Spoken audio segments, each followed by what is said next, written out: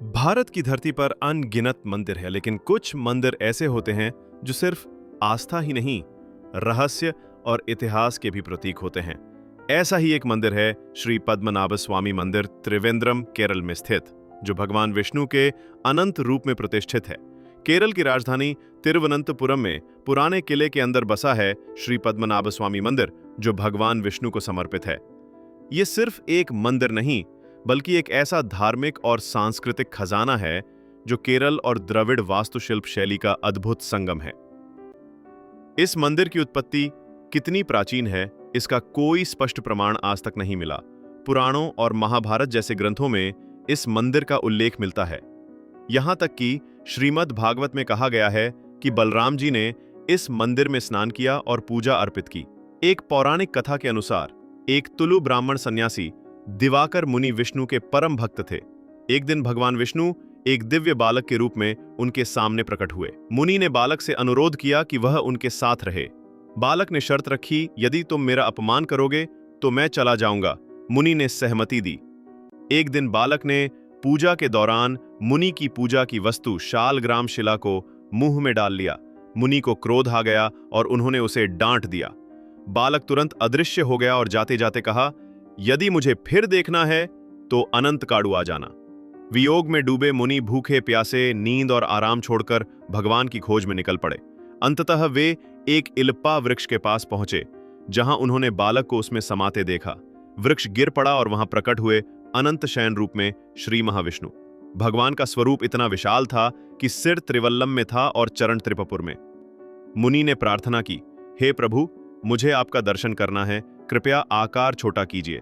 भगवान 3 युगदन के आकार में सिमट गए।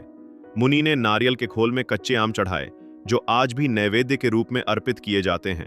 भगवान ने आदेश दिया कि पूजा तुलु ब्राह्मणों द्वारा की जाए।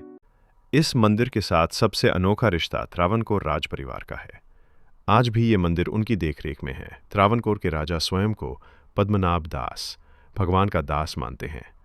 उन्होंने अपना राज्य भी भगवान पद्मनाभ को समर्पित कर दिया था। ये एक उदाहरण है कि राजशक्ति कैसे भक्ति में बदल सकती है।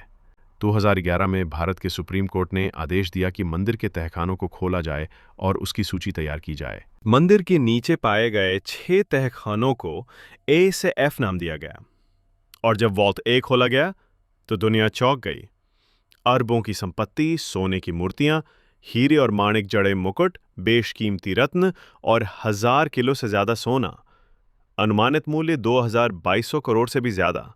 यानी एक मंदिर में पूरी दुनिया के कई देशों से अधिक संपत्ति। लेकिन असली रहस्य है वॉल्ट बी। इसे आज तक नहीं खोला गया है। वॉल्ट बी को लेकर मान्यता है कि यह नागबंधम मंत्रों से सील है। अगर इसे जबरदस्ती खोला गया तो भारी विनाश हो सकता है। स्थानीय लोग मानते हैं कि इसमें केवल खजाना नहीं, बल्कि अलौकिक शक्तियां हैं। आज भी इसे खोलने की अनुमति नहीं दी गई है। यह बना हुआ है एक राज, एक चेतावनी और एक श्रद्धा का प्रतीक। यह मंदिर सिर्फ खजाने के लिए नहीं, बल्कि अपनी भक्ति, अनुशासन और दिव्यता के लिए पूजनीय है। यह 108 दिव्य देशमों में से एक है, यानी विष्णु के 108 पवित्र मंदिरों में सबसे प्रमुख। यहां हर 6 साल में मनाया जाता है लक्षदीपम। लाखों दीपों से पूरा मंदिर जगमगा उठता है। श्री पद्मनाभ स्वामी मंदिर, जहां ईश्वर, इतिहास और रहस्य एक साथ सांस लेते हैं। जहां भक्ति इतनी गहरी है कि एक राजा भी दास बन जाता है। जहां खजाने से ज्यादा कीमती है विश्वास।